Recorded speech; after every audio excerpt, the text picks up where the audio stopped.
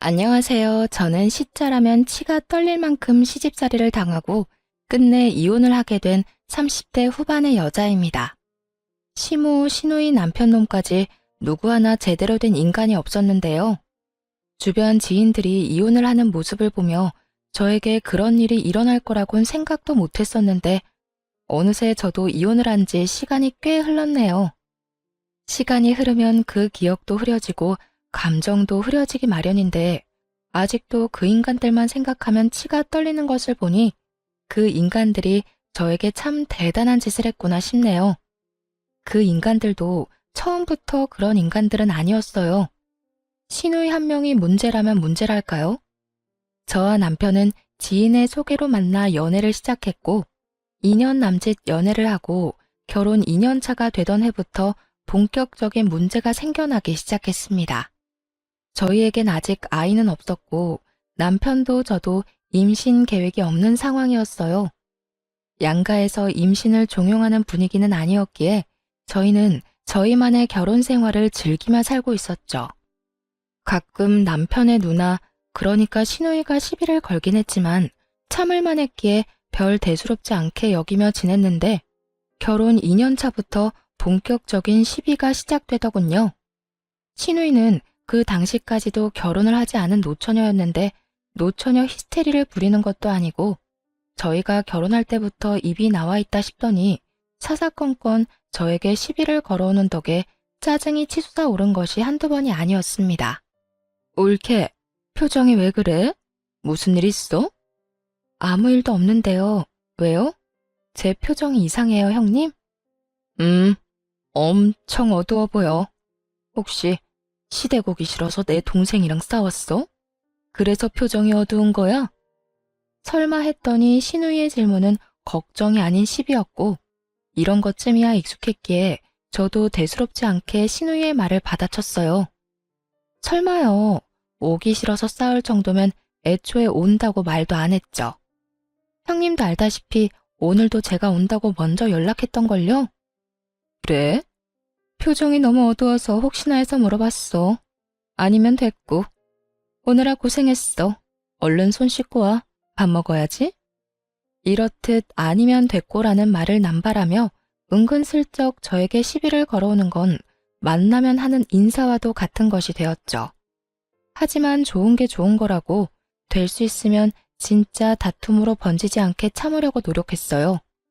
이런 시비들이 있긴 했지만 선을 과하게 넘기진 않았기에 저도 참을 수 있었던 것이었죠. 한마디로 그때까진 참을만 했으니 참고 있었던 것이었어요. 그렇게 인고의 시간을 보내던 어느 날 시부의 생일이 다가왔어요. 친정 시댁 할 것 없이 늘 밖에서 모시고 계셨던 터라 그 해도 당연히 외식을 할 것이라고 생각했죠. 외식을 한다고 해도 전날이나 아침엔 집에서 끓인 미역국 정도는 가져다 드리고 있었고 외식을 하자고 먼저 이야기 꺼낸 것도 부모님들이었기에 그렇게 부족하다고 생각한 적이 없었는데 시누이의 생각은 그게 아니었나 보더군요. 시누이는 갑자기 시부의 생일을 집에서 모셔야 한다고 난리를 부리기 시작했어요. 심지어 평일이었던 시부의 생일을 앞당겨 주말에 하는 것도 아니고 꼭 당일에 해야 한다고 우겨대는 것이 아니겠어요? 올케는 시집온 며느리가 어떻게 시부모님 생신상 한번 차려드리는 법이 없어? 올케 친정에선 그렇게 가르치디? 친정에서 그렇게 배운 게 아니라 어머님 말씀이 이때껏 단 한 번도 집에서 생신 챙긴 적이 없다고 외식하면 된다고 하셔서 그랬어요. 자식들도 한 번도 집에서 챙긴 적 없는 생신상 저 역시 할 필요 없다고 생각하기도 했고요. 뭐라고? 지금 그걸 말이라고 해? 자식이랑 며느리랑 같아? 며느리 도리는 다 해야 할 거 아니야. 형님, 그런 논리라면 며느리보단 자식이 더 나서서 생신상 차려드려야 하는 거 아닌가요? 자식들도 두 손 놓고 가만히 있는데 며느리인 제가 왜 나서야 하나요? 지금이라도 형님이 자식도리를 다 하는 게 어떨까요? 제 논리에 대꾸할 말이 사라진 시누이는 얼굴이 터질 듯이 붉어진다 싶더니 막무가내로 우기기 시작하더군요. 아, 다 모르겠고 이번엔 무조건 집에서 모실 거니까 그런 줄 알고 올케가 생신상 차려. 알겠어? 생신 전 주말 말고 생신날 저녁에 밥 먹을 거니까 그런 줄 알라고. 저 출근은 어쩌고요. 저도 회사 생활하는 거 알잖아요. 하루 빠져. 그러면 되잖아? 회사에서 그 정도 말빨도 없어? 그런 회사 못하러 다니니? 어찌되었든 난 말했어. 당일에 챙길 거라고. 그러니까 회사에 연차를 쓰든 회사를 그만두든 그건 알아서 하고 생신상이나 거하게 차려. 올케 실력 구경이나 좀 하자. 아, 나도 회사 반차 내고 도울 테니까 괜히 우리 동생까지 오라가라 시키지 말고. 시부 생신상 정도 차리는 거 하라면 할 수 있죠. 아니, 스스로도 차려드릴 마음도 있었어요. 하지만 시누이가 나서 저딴 식으로 말을 하니 차린 밥상도 다 엎어버리고 싶은 마음이 드는 것도 모자라 정말 그 머리털을 다 뽑아버리고 싶더군요. 하지만 하고 싶다고 다 할 수 있는 것도 아니고 저는 애써 화를 누르고 그깟 생신상 상다리 부러지게 한번 차려보자고 마음을 돌려먹었죠. 드디어 시부의 생일 되고 전 연차를 쓰고 아침부터 양손 가득 장을 봐 시댁으로 향했어요.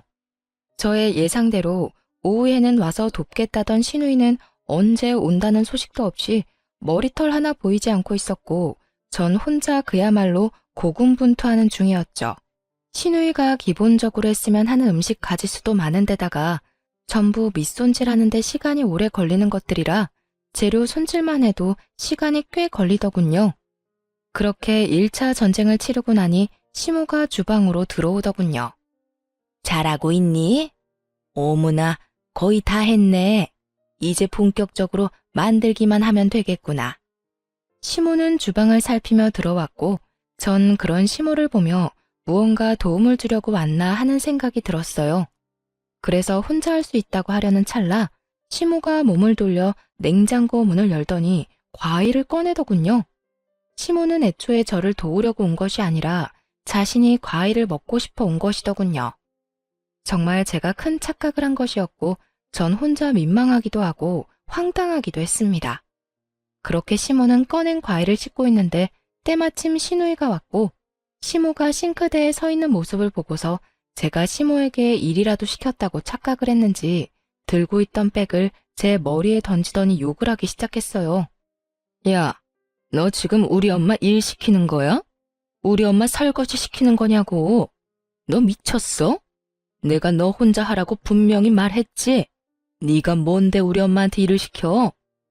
왜 내가 시누이가 던진 백에 머리와 얼굴을 맞아야 하는지, 왜 내가 여기에서 이딴 말들이나 들어야 하는지 이해가 되지 않더군요. 그 순간 전 그야말로 눈이 돌아버렸고 제 얼굴을 맞고 떨어진 시누이의 가방을 들어 시누이의 옆통수를 내리치며 맞대응해 주었습니다. 누가 누구 보고 미쳤대. 내가 미쳤으면 넌 제정신일 줄 알아? 내가 뭘 잘못했다고 이딴 취급을 당해야 해? 제가 가만히 맞고만 있을 거라 생각했는지 시누이는 눈을 동그랗게 치켜뜨더니 입에 담을 수도 없는 욕들을 하기 시작하더군요. 이게 진짜 미쳤나? 감히 누굴 때려? 그리고 너? 넌 위아래도 없어? 어디서 반말짓거리야? 너 같으면 맞고만 있겠어? 너 같으면 아무 잘못도 없이 맞았는데 존댓말이 나오겠냐고. 내가 일을 시켰다고? 너 눈이 없니? 자기가 먹을 과일 씻고 있는 거 안 보여? 어디서 제대로 알지도 못하면서 사람을 때려. 제 말에 시누이는 그때야 시모의 손에 들린 과일이 눈에 보이는 듯 하더군요. 시모 역시 이게 다 무슨 상황이냐며 시누이에게 상황을 설명하고 나섰고요. 그래, 나 과일이 먹고 싶어서 씻고 있었어. 이때껏 아가 혼자 다 준비하고 있었고.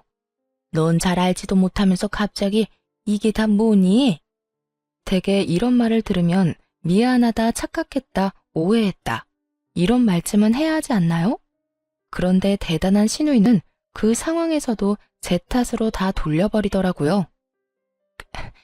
그랬으면 진작 말했어야 할 거 아니야. 벙어리야? 왜 맞고만 있어? 이걸 말이라고 하는 건지 말할 틈을 줬다고 생각하는 것인지 그저 나오는 대로 짓거리고 있더라고요. 계속 그곳에 있어봤자 계속 싸울 것이 분명했고 저는 그딴 곳에 힘을 빼고 싶지 않았어요. 무엇보다 이딴 기분으로 시부의 생일상을 차리고 싶지 않기도 했고요. 그래서 전 마지막으로 신우이에게 쏘아주고선 집으로 와버렸습니다. 대답할 틈이나 주고 그딴 말을 해. 벙어리? 내가 참 기가 막혀서. 이럴 땐 그냥 미안하다고 사과라도 하는 게 사람으로 해야 할 도리라고요. 난 기분 상해서 더는 일 못하니까 생신상은 형님 혼자 차리든지 말든지 알아서 해요. 어머님, 저 가볼게요. 머리가 울려서 빨리 병원에 가봐야 할 것 같아요. 그래. 얼른 가보거라. 야, 너 어디 가? 이거 다 어쩌라고 그냥 가는 거야? 네가 다 하든가 다 버리든가 하면 되겠네. 신우이는 끝까지 미안하다는 말은 하지 않았고 집으로 돌아와 거울을 보니 얼굴에 멍이 올라오고 있더군요. 생각 같아선 당장 병원에 가서 진단서라도 끊고 싶은 심정이었지만 신우이의 얼굴도 저 못지 않을 것이니 참기로 했어요. 그날 밤 남편은 시댁에 들렀다 온 것인지 늦은 밤이 되어서야 집으로 들어오더군요. 남편의 표정은 화가 나 있었는데 저에게 화를 내려다가 제 얼굴을 보고 놀란 눈으로 저를 보더군요. 그랬겠죠. 신우이는 다 제가 잘못한 것처럼 말하며 상처난 자기 얼굴을 보여줬을 것이고 그런 신우이의 말을 고시고대로 믿어버린 남편놈은 잔뜩 화가 난 채로 집으로 왔는데 제 얼굴에 커다란 멍이 있으니까요. 당신 얼굴이 왜... 당신도 맞았어? 누나한테 맞은 거야? 아니, 오늘 도대체 무슨 일이 있었길래 둘 다 얼굴이 이 모양인 거야? 형님이 아무 말 안 했어? 내가 진짜 기가 막혀서. 음식 준비는 나 혼자 다 했고 어머님이 본인 먹을 과일 씻는 모습 보고 혼자 오바해서 나한테 욕하고 가방 던지고 때리고. 그래서 나도 짜증나서 같이 싸웠어. 생각 같아선 그 머리털을 다 뽑아주고 싶었다고. 저에게 시댁에서의 일을 들은 남편은 그제야 모든 퍼즐이 맞춰진다는 듯 고개를 끄덕이며 제 얼굴을 어루만져 주더군요. 누나는 그냥 당신이 다 잘못했다는 식으로 말했지. 그렇지 않아도 들으면서도 이상하다 싶긴 했는데 누나가 너무 흥분 상태이기도 했고 얼굴도 워낙 엉망이라서 그런가 보다 했지. 아, 진짜 얼굴 어떡해 해. 많이 아팠겠다. 다른 데는? 다른 데는 다친 곳 없어? 병원은 안 가도 되는 거야? 지금이라도 병원 가자 얼른. 누나 진짜 미친 거 아니야? 아무리 그래도 얼굴을 이렇게 만들어 놓으면 어떡해 해. 참 웃긴 게 남편이 오기 전까지만 해도 몸이 떨릴 만큼 화가 난 상태였는데 남편이 와서 저렇듯 몇 마디 해주니 별것도 아닌 것처럼 느껴지더라고요. 화도 좀 가라앉는 기분이 들기도 하고요. 됐어. 당신도 봤으니까 알 거 아니야. 나도 한 성 까라는 거.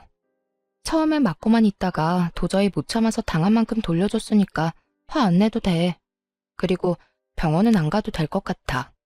얼굴만 이런 거라 그냥 멍 가라앉는 연고만 잘 바르면 괜찮을 것 같아. 그래? 그래도 혹시나 어디 안 좋으면 나한테 말해줘. 바로 병원 가게. 알겠지? 그런데 여보, 나 한동안 형님하고 거리 두고 지내고 싶어. 마주치는 것도 싫고 말도 섞고 싶지 않아. 그래, 무슨 말인 줄 알았어. 나도 한동안 누나랑 거리 두고 지낼게. 그렇게 남편도 신우이와 적당히 거리를 두고 지내며 저에게도 신우이와의 만남을 강요한다거나 권하는 일은 없었어요. 그렇게 1년을 넘게 신우이와는 거의 마주치지 않고 지냈습니다. 명절 때는 하는 수 없이 마주치긴 했지만 시댁에 제사를 지내지 않던 터라 명절 당일에 잠시 가서 아침 식사만 하고 집으로 돌아오곤 했습니다.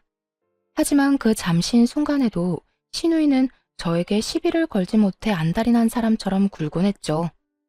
한 집안에 하나뿐인 며느리가 시댁에 너무 무심한 거 아니야? 생전 시댁에 오지도 않고 어쩌다 오더라도 밥만 먹고 바로 사라지고. 우리 아빠 엄마가 성격이 좋아서 그렇지 조금만 나쁜 사람들 같았으면 옳게 바로 이혼당했어. 알아?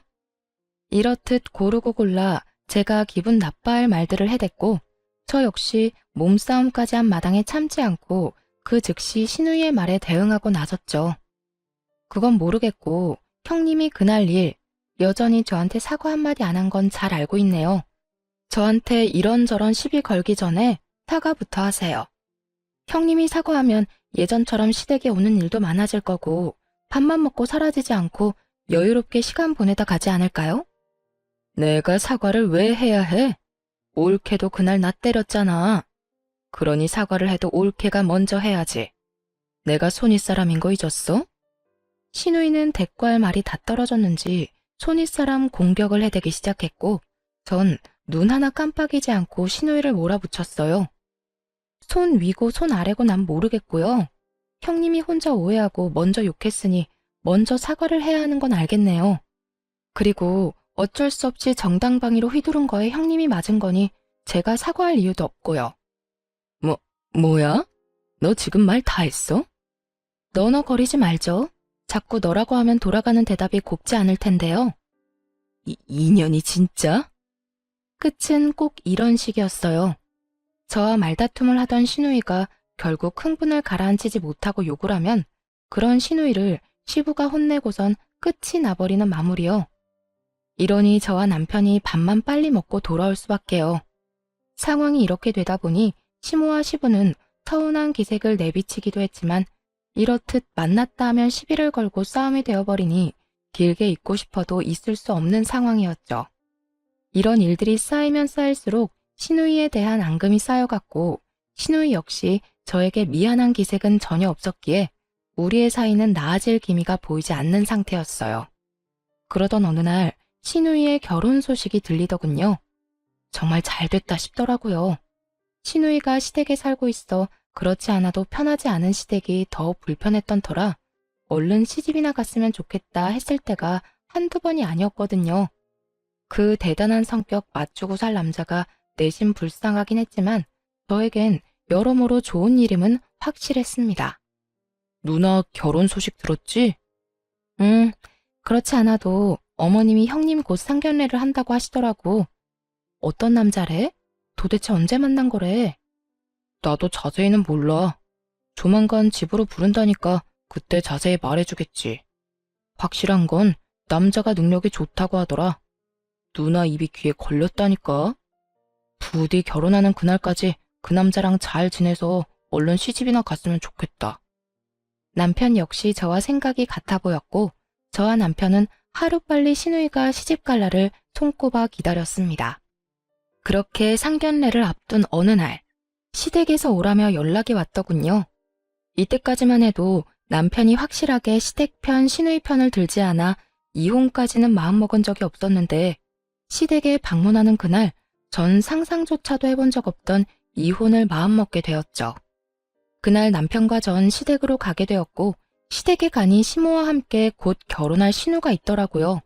두 사람은 저희가 자리에 앉자마자 마치 돈을 맡겨놓은 사람처럼 대놓고 요구하기 시작하더군요. 예, 너희 돈 좀 있지? 너희 애도 없으니 돈 들어갈 때도 크게 없었을 테고 이때껏 모아둔 돈 좀 있을 거 아니냐? 갑자기 웬 돈 타령인가 싶더군요. 하지만 그것도 잠시 단 한 번도 본 적 없는 신우이의 순하고 기대에 가득 찬 눈빛을 보는데 딱 알겠더라고요.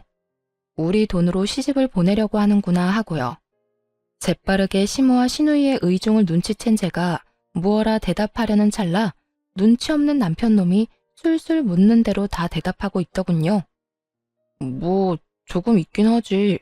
아무래도 아기 낳게 되면 집도 옮기고 해야 하니까 부지런히 모았어. 근데 그건 왜? 남편의 말에 시무는 눈을 반짝이더니 숨도 쉬지 않고 이렇게 말했습니다. 그래? 그러면 그 돈 좀 내놓거라. 너희는 다시 모으면 되지 않니? 네 누나 이번에 결혼하는데 모은 돈이 얼마 없어. 우리도 도와줄 형편은 안 되는 거 너도 잘 알 테고. 좋은 남자 생겼을 때 얼른 시집 보내야 할 거 아니니? 그러니까 그 돈 좀 네 누나 주거라. 빌려주라고 해도 안 된다고 할 판국에 그냥 주라고 하더군요. 그 자리에서 안 된다고 딱 잘라 말해야 할 남편은 그걸 또 고민하고 있었고요. 전 이대로는 도저히 안 되겠다고 생각했고 남편이 또 무어라 입을 떼기 전에 제가 먼저 나섰습니다. 어머님, 그건 좀 힘들 것 같아요. 저희 전세 만기도 다 되어가고 이제 나이도 있어서 임신 계획도 해야 하는데 형님께 덜컥 다 드리고 나면 저흰 어쩌라고요. 너흰 두 사람이 버니까 그 정도는 금방 또 모으면 되지 않니? 아기야 좀 더 있다가 낳아도 되는 거고. 그렇게 따지면 형님네도 두 사람이 벌 건데 결혼은 좀 부족하게 하고 살면서 살 건 사고 집도 넓혀나가면 되잖아요. 어찌되었든 저흰 못 드려요. 너 진짜 이렇게 나올 거니? 그까짓 돈 얼마나 된다고? 그리고 그게 다 네 돈이니? 내 아들 돈도 있을 거 아니야. 내 아들도 가만히 있는데 왜 네가 나서서 된다 만다야? 그래, 옳게.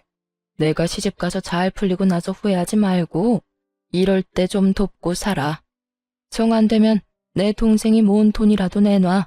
나머진 뭐, 너 대출 되지? 대출 받아서 좀 줘. 그 집에서 워낙 바라는 게 많아서 내가 받은 대출론 어림도 없어. 사업하는 집안인데 재산이 어마어마하다니까. 나 이번 기회 놓치면 정말 다른 사람 못 만날지도 몰라. 그러니까 올케가 안 된다고 하면 네가 대출을 받아서라도 이 누나 좀 도와. 도대체 어느 집안에 시집 가길래 이 난리를 부리나 했더니 꽤 크게 사업하는 집안이라고 하더군요. 신우의 말을 듣더니 남편 역시 홀라당 넘어갔는지 아니란 말은커녕 고개를 끄덕이고 있었고요.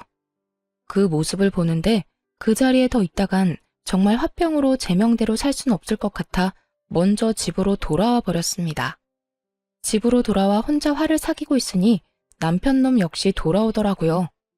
그리고 남편의 입에서 나오는 말들은 그 한마디 한마디가 모두 가관이었어요. 여보, 그냥 좀 도와주면 안 돼? 다른 것도 아닌 결혼 때문에 그런 거잖아. 엄마 말대로 우리 아기야 좀 더 미루면 되는 거고. 집이야 연장하면 되는 거잖아. 당장 필요도 없는 돈 가지고 있어봤자 뭐해. 그냥 우리 누나 좀 도와주자. 당신은 그걸 말이라고 해? 나보고 다른 사람도 아닌 형님을 도와주자고? 내가 왜 형님이랑 내 사이 몰라서 그래? 그리고 아까 형님 태도 못 봤어? 미안하다거나 고맙다는 기색 하나 없이 뻔뻔하게 내놓으라고 하는 거. 그런 사람이 잘 됐다고 한들 그 돈을 돌려줄 것 같아? 아니야. 당신이 우리 누나에 대해 오해하고 있는 것 같은데 우리 누나 그런 사람 아니야. 그러니까 이번엔 내 뜻대로 좀 해줘. 당신이랑 누나 사이 안 좋은 거 아는데 그래도 다른 것도 아닌 노처녀 누나 시집은 보내야 할 거 아니야. 난 싫어. 절대 싫으니까 당신이 대출을 받아서 주든 알아서 해. 단, 당신이 당신 누나 도와주는 만큼 나도 우리 집 도울 거니까 그건 알고 도와주도록 해. 뭐라고? 처가에 당신 도울 일이 뭐 있다고? 뭘 그런 걱정을 해? 우리 아빠 15년 된 차 아직도 끌고 다니는 거 알지? 임신도 미루자는 상황에 가지고 있어봤자 필요도 없는 돈 아파차나 바꿔주지 뭐. 혹시나 오래된 차 끌고 다니다가 사고라도 날까 봐서 걱정이었는데 잘 됐네. 야, 너 지금 그걸 말이라고 해? 아니다. 됐어. 그래, 이렇게까지 된 거 넌 너 알아서 해. 난 대출 받아서라도 누나 시집 보낼 테니까. 그렇게 남편과 저는 걷잡을 수 없이 사이가 멀어지게 되었고 저 역시 남편에게 큰 실망을 하게 되었죠. 돈도 돈이었지만 그 뒤에 이어진 남편의 행동이 정말 실망스러웠습니다. 저에게 돈독이 올라도 제대로 올랐다, 이기적이다 등 막말을 하는 것도 모자라 저를 어깨로 살짝 밀치고 지나가는 일도 생겨났어요. 남편의 그런 모습을 처음 본 저는 충격이 컸습니다. 점점 더 저는 오만정이 떨어지고 있었고 시댁과 남편도 마찬가지였는데 상견례 날이 와도 저에게 연락 한 통이 없더라고요. 저 역시 굳이 참석하고 싶은 마음도 없었기에 묻지 않았고 그날 저녁 술에 취한 남편이 집으로 들어오더군요.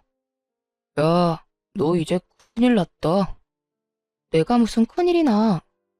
오늘 상견례 했는 건 알지? 우리 예비 매형 엄청 부자다. 집안 자체가 부자야. 우리 누나가 그 집에 시집만 가면 넌 이제 끝이야. 그깟 몇 푼 아끼다가 더 큰 기회를 놓친 거라고. 우리 누나가 잘 되면 너한텐 한 푼도 안 준다고 했어. 이제 어쩌냐? 난 당신 누나 도움이나 돈 필요 없거든? 그러니까 당신 돈이나 제대로 돌려받아. 괜히 나한테까지 불똥 튀게 하지 말고. 그럴 일 없거든. 그리고 나 너랑 같이 안 살 거야. 우리 누나 잘 돼서 나한테 다 해주면 내가 왜 너 같은 여자랑 사냐? 너한테 정 완전 다 떨어졌다고. 시중 진담이라고 하나요? 남편 놈은 만취 상태로 저에게 더러운 속내를 뱉어내기 시작하더군요. 이런 남편의 말들은 그간 제 고민을 시원하게 날려보내 주었고, 마지막 말은 티끌만큼 남은 미련마저 날려보내 주었어요. 그리고 너 결혼식에도 올 필요 없대. 우리 엄마가 너 같은 며느리 필요 없으니 얼굴도 내비치지 말라고 하더라. 그러니까 너는 너대로 시간 보내. 나는 초호화 예식장에서 비싼 음식 먹고 올 테니까.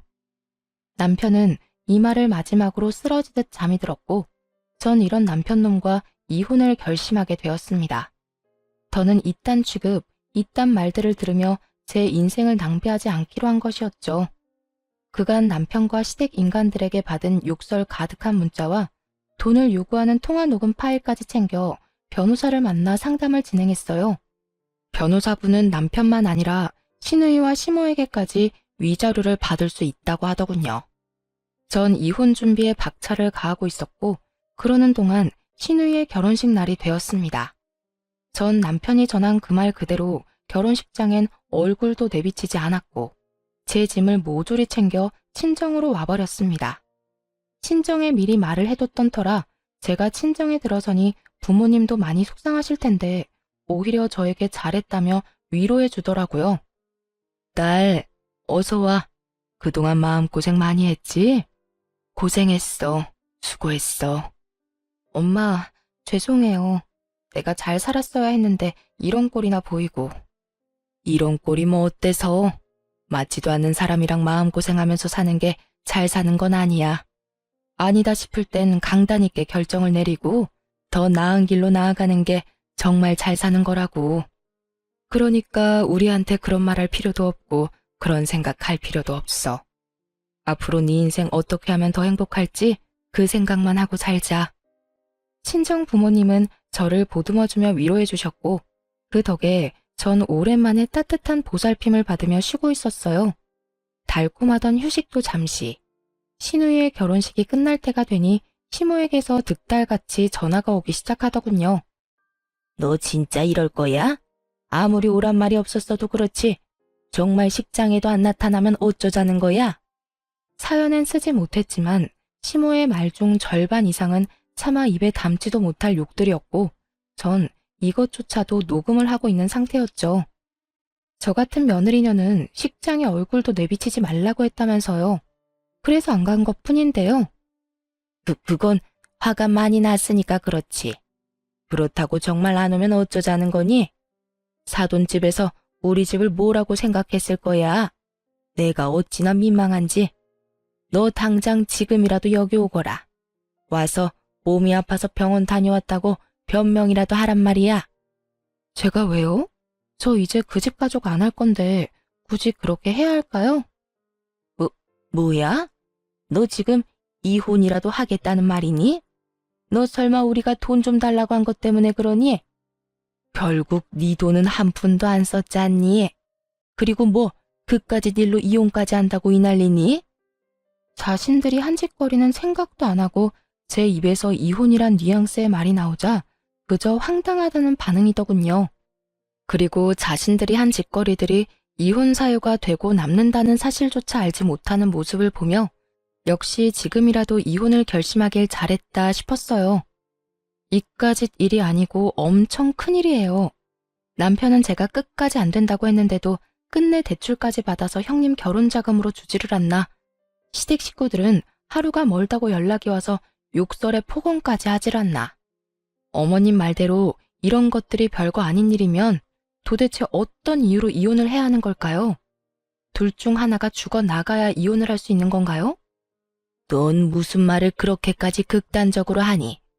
적어도 우리가 너한테 한 걸론 이혼할 사유도 안 된다는 말이다. 일단 와서 이야기해. 얼른 와서 얼굴이라도 비치란 말이야. 우리가 너 갑자기 배탈이 나서 급하게 병원에 갔다고 해놨으니까 와서 얼굴이라도 내보이란 말이야. 도무지 시모는 제 말의 뜻을 알아듣지 못하고 있더군요. 아니, 아예 제 말을 제대로 듣고 있지도 않은 듯 했어요. 그래서 전 더 단호하게 시모에게 말했습니다. 하고 싶은 말만 계속하지 말고 제 말도 좀 들으세요. 저 이혼할 거라고 했잖아요. 이혼할 사람이 왜 거기에 가겠어요? 겁주려고 하는 말이 아니라 정말 이혼하겠다고? 네가? 내 아들이랑? 네, 이혼하려고요.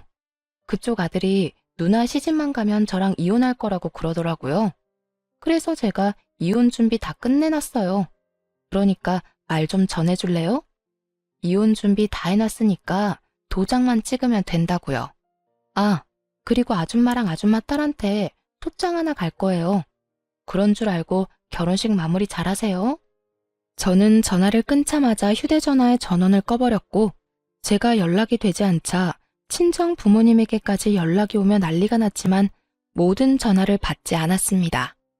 그 어떤 방법으로도 연락이 되지 않자 남편은 친정으로 찾아와선 저를 붙잡고 이혼이 무슨 말이냐며 닥달하기 시작하더군요. 여보, 왜 전화를 안 받아? 그리고 이혼? 이혼은 무슨 이혼이야? 요즘 우리 사이 안 좋은 걸로 당신이 많이 섭섭했다는 걸 잘 알겠어. 그리고 내가 술에 취해서 한 말로 당신이 상처받았다는 것도 잘 알겠고. 그런데 그건 다 취해서 그냥 한 말이란 거 당신도 잘 알잖아. 실수야, 실수. 그깟 실수 한 번 때문에 우리가 이혼을 한다고? 그건 절대 안 되지. 그리고 우리 누나 오늘 결혼했는데 우리가 이혼하면 어떻게 해? 사돈집에서 우리 집을 뭐라고 생각하겠냐고.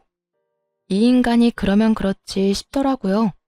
남편 놈은 저에게 미련이 남아 저를 설득하고자 온 것이 아닌 부유한 사돈집에 혹시나 자신의 이혼으로 인해 책이라도 잡히면 어쩌나 하는 마음으로 저를 설득하러 온 것이더군요. 그런 남편을 보는데 어쩌다 이렇게까지 변했을까 싶더라고요. 처음 내가 사랑했던 남자는 이렇게 쓰레기는 아니었는데 말입니다.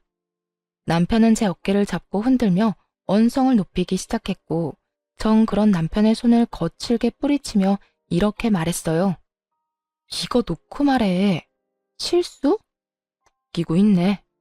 당신이 평소에 그런 생각을 하고 그런 계획들을 은연중에 세우고 있었으니까 그런 말이 술술 나오는 거 아니겠어? 그리고 당신 누나한테 퇴직금까지 다 줬지. 나한테 말 한마디도 없이 대출금부터 해서 퇴직금까지 형님한테 준 것만 해도 이혼 사유는 충분해. 거기에다 당신 나한테 막말하는 건 기본이고 여기저기 미는 거 그것도 이혼 사유라고. 난 더는 참고 살지 않을 거니까 그런 줄 알고 이혼할 준비나 해. 돈은 당신한테도 말은 했었잖아. 당신이 반대하긴 했었지만 그리고 막말은 화가 나면 그럴 수도 있는 거지. 또 내가 당신 살짝 민 거? 그걸 어떻게 쳤다고 말할 수가 있어. 그건 그냥 말 그대로 살짝 민 거지. 살짝 밀어? 웃기고 있네. 너는 삿대질로 사람 밀어대니? 그게 얼마나 사람 비참하게 만드는지 네가 알아? 그 순간이었어요. 이때껏 저희의 대화를 그저 듣고만 계시던 아빠와 엄마가 자리에 벌떡 일어나더니 부산스럽게 움직이기 시작하시더라고요. 너 감히 내 딸을? 그간의 일을 전부 알아버린 아빠가 머리 끝까지 화가 나 남편을 향해 다가오더군요. 장인어른, 그게 아니고요. 그저 감정이 격해져서 조금 밀었을 뿐입니다. 감정이 격해지면 밀어도 된다고 누가 그러든가. 그리고 민 건 이해 가능한 행동이라고 생각하는 게야? 나도 손 한 번 댄 적 없는 귀한 내 딸한테 네가 감히. 장인어른, 제발 진정 좀 하세요. 제 말도 좀 들어보시라고요. 진정? 자네 같으면 진정이 되겠어? 당장 꺼지게. 내 당장 그 모가지를 꺾어버리기 전에 당장 꺼지란 이 말이야. 남편의 멱살을 잡고 흔들던 아빠는 한 공간에 계속 같이 있었다간 큰 사고를 치겠다 싶으셨는지 멱살을 잡은 그대로 남편을 문 밖으로 던지다시피 내쫓아버리더군요. 엄마는 언제 받아온 것인지 알 수 없는 찬물 한 바가지를 쫓겨난 남편에게 부어버렸고요. 남편은 혼비백산하며 도망을 갔고 얼마 지나지 않아 화가 머리 끝까지 난 시모가 한복을 입은 그대로 씩씩거리며 친정으로 왔더군요. 이 문 못 열어? 당장 열라고. 감히 니까 것들이 내 아들을 그런 식으로 대해? 내가 오늘 가만 안 둘 거야. 시모는 문을 두드리며 난동을 부리기 시작했고 친정 부모님을 비롯해 제가 아무 대꾸도 하지 않자 난동은 행패로 이어지더라고요. 문을 발로 차는 것은 기본이고 고래고래 소리를 지르며 욕을 퍼붓기도 했습니다. 저는 그런 시모를 바로 경찰에 신고해버렸고 눈치 하나 기가 막힌 시모는 경찰차 사이렌 소리가 들리자마자 불이 나게 도망을 치더군요. 그 모든 광경을 인터폰으로 보며 얼마나 웃었나 모릅니다. 상상이나 되세요? 곱게 한복을 차려입고 발길질을 하며 욕짓거리를 하던 늙은 아줌마가 한복 치맛자락을 한 움큼 부여잡고 꽁지 빠지게 도망가는 꼴이요. 그 후론 시댁 것들이 찾아오면 저는 무조건 신고를 해버렸고 몇 번 찾아온다 싶더니 더는 찾아오지 않더라고요. 그 뒤론 이혼 소송이 진행되었고 저는 시모와 시누이에게도 소장을 보냈습니다. 그 결과 아주 깔끔하고 만족스럽게 모든 것이 저의 승소로 끝이 났어요. 전 시누이에게 보낸 소장은 전 시누이의 신혼집으로 보냈는데 그 당시 집에 전 시매부도 함께 있었다고 하더군요. 혹시나 하는 마음에 신혼집으로 보낸 것이었는데 어찌나 통쾌했는지 모릅니다. 야, 너 미쳤어? 위자료 청구? 내가 너한테 욕을 하면 얼마나 했다고? 그리고 뭐? 금전적인 요구? 내가 너한테 돈 달라고 해서 네가 돈은 줬어? 내 동생이 줬잖아. 네가 나한테 준 건 아무것도 없으면서 왜 나한테 이딴 걸 날리냐고? 너 때문에 내가 지금 얼마나 곤란한 줄 알기나 해? 네가 보낸 소장 내 남편도 다 보는 바람에 나 지금 이혼당하게 생겼다고. 내가 어떻게 한 결혼인데 어떻게 책임질 거야? 왜 개념 밥 말아먹은 것들은 자기 잘못은 생각지도 않고 왜 애꿎은 사람한테 책임 전가를 하려고 하는지 모르겠더라고요. 전 그런 시누이에게 이렇게 말해주었어요.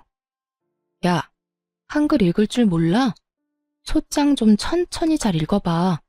거기에 네가 잘못한 거라고 버젓이 쓰여있는데 왜 애꿎은 나한테 책임지라 말아야? 넌 어차피 내가 아니더라도 이혼했을 거야. 속여먹는 것도 하루 이틀이지. 그 나이 먹도록 돈이 없어서 동생한테 돈 뜯어내서 시집가는 거 하며 화나면 욕하면서 손부터 나가는 그 성질머리 하며 언제까지 속일 수 있겠어? 더 큰 잘못해서 그 남편한테까지 위자료 주고 이혼하는 것보다 지금 이혼당하는 게 더 좋은 선택이라고 본다. 그러니까 이런저런 소송 잘 준비하고 나한테 전화 좀 하지 마. 뭐 반가운 사이라고 이렇게 전화기 불나게 전화질이야. 이년이 진짜? 너 진짜 가만히 안 둬? 내가 진짜 너 가만히 둘 줄 알아? 내가 너 지구 끝까지 쫓아가서 복수할 거야. 알겠어? 나 지금 통화도 녹음 중인데 괜찮겠어? 내 생각엔 이것까지 추가되면 퍽 곤란해질 텐데. 내가 하늘과 같이 넓은 아량을 베풀어서 이건 없던 걸로 해줄 테니까 좋은 말로 할 때 전화하지 마라. 제 말에 겁이 나긴 했는지 그 뒤론 연락이 오지 않더라고요. 전에 들은 말론 소장을 확인한 전 심해부가 저와 똑같은 말을 했다고 하더군요. 그 나이 먹도록 모은 돈이 그렇게나 없다는 것도 이해가 되지 않지만 더 이해가 되지 않는 것은 없으면 없다고 하면 되는 일인데 왜 동생 돈까지 받아가며 그 불화를 만든 것이 도무지 이해가 되지 않는다고 했다더라고요. 동생 부부는 이혼까지 시켜놓고 자기는 하하호호 웃으며 결혼한 것도 소름이 끼친다는 말까지 했다고 하고요. 전 시누이랑 결혼한다고 하길래 그 나물에 그 밥이겠다고 했는데 전 시누이가 다른 건 몰라도 남자 보는 눈 있었네 싶었어요. 그리도 정신 똑바른 남자를 잠시나마 남편이라 부르며 살았으니까요. 웃긴 건 누나 시집 보내겠다고 대출이란 대출은 다 받은 전 남편은 한순간 빚쟁이가 되었더라고요. 전 시누이 역시 빚쟁이 신세를 벗어날 순 없었어요. 그렇게 시모는 빚쟁이가 되어버린 두 자식을 끼고 살게 된 것이죠. 참 그 인간들에게 너무나도 잘 어울리는 결말 아닌가요? 그 이후 전 여전히 회사 생활을 잘하며 살고 있습니다. 이혼하고 얼마 지나지 않아 전 남편이 회사 앞으로 계속 찾아오는 바람에 이직을 생각했던 적도 있어요. 경찰을 불러도 그때뿐이었고 또다시 찾아오는 짓거리를 반복하길래 어떻게 하나 고민하던 중 직장 동료의 도움을 받게 되었죠. 그날도 퇴근하는데 회사 앞에 남편놈이 저를 기다리고 있더라고요. 다림질도 하지 않는 것인지 다 구겨진 옷을 입고선 말이죠. 여보, 나 또 왔어. 너랑 나랑 이혼했다니까? 그 여보 소리 좀 집어치워. 이제 이혼 도장 인주 마른 지도 한참이고 제발 좀 찾아오지 마. 정말 구속이라도 당해야 정신 차리겠어? 그렇게 냉정하게 굴지 마. 나 정말 후회하고 있다니까. 지금 내 꼴 보이지? 나 진짜 힘들어. 당신이 내 곁에 없어서 이 꼴이 되어버렸다고. 내가 없어서가 아니라 빚쟁이가 돼서 그 꼴이겠지. 너 회사는 안 다니니? 일은 안 해? 일을 해야 빚을 갚을 거 아니야. 여기 찾아오지 말고 제발 일 좀 해라, 일. 당신 지금 내 걱정하는 거야? 역시 당신도 아직 날 마음에 두고 있는 거구나. 그러면서 왜 나한테 이렇게 모질게 굴어? 난 걱정하지 마. 난 당신만 내 곁에 돌아와주면 아무 문제 없어. 눈을 희번덕하게 뜨며 가까이 다가와 제 손을 잡으려고 하는데 정말 미쳐버린 것처럼 보이더라고요. 그대로 전 남편을 밀쳐버리려던 순간이었어요. 제 뒤로 어느 순간 다가온 직장 동료가 제 어깨에 팔을 두르더라고요. 자기야, 이 사람이 전 남편이라던 그 새끼야? 키도 180이 넘고 워낙 기본적인 체구가 다부졌던 터라 그 체구에서 풍기는 강압적인 분위기에 겁을 먹은 전 남편은 한 발 물러서더라고요. 새끼? 그래, 내가 그 남편이다. 그러는 넌 뭔데? 넌 뭐길래 내 마누라 어깨에 팔까지 두르는 거야, 어? 얼른 그 손 치우지 못해?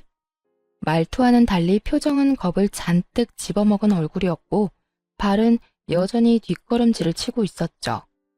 그런 전 남편의 모습에 동료는 코웃음을 치더니 더욱 팔에 힘을 주며 이렇게 말했어요. 보면 몰라? 딱 보면 알 텐데. 굳이 내 입으로 설명까지 해줘야 해. 그리고 마누라라니. 두 사람 이혼한 지가 언젠데 아직까지 마누라 타령이야. 결혼 생활 내내 구질구질했다고 하더니 이혼하고 나서도 구질구질하네. 너 이거 스토킹이야. 알고서 이러는지 몰라? 뭐? 구질구질? 스토킹? 야, 너 날 그런 식으로 말하고 다녔어? 보잘것없는 년 데리고 살아주니까 뭐? 구질구질해? 내가 뭐 네가 좋아서 여기 찾아와서 이러는 줄 알아? 나도 시간 없거든. 시간 남아도는 거 아니라고. 전 남편은 급기야 고함을 지르기 시작했고 저보다 더 화가 난 동료가 제 앞을 막고 서더니 남편을 확 밀쳐버렸습니다. 인간 같지도 않은 인간이 누구 보고 보잘것없는 년이래? 여기 너보다 볼 거 없는 사람 없거든? 아무리 시간 없어도 거울은 보고 좀 다니고 그렇게 시간 없으면 앞으로는 찾아오지도 말고 한 번만 더 내 눈에 네 머리카락 한 올이라도 보이는 날엔 두 발로 걸어다니는 마지막 날로 만들어줄 테니까 그런 줄 알고 꺼져. 힘에서 밀려 바닥에 고꾸라진 전 남편은 그제야 정신을 차린 듯 허겁지겁 일어나 도망을 가더군요.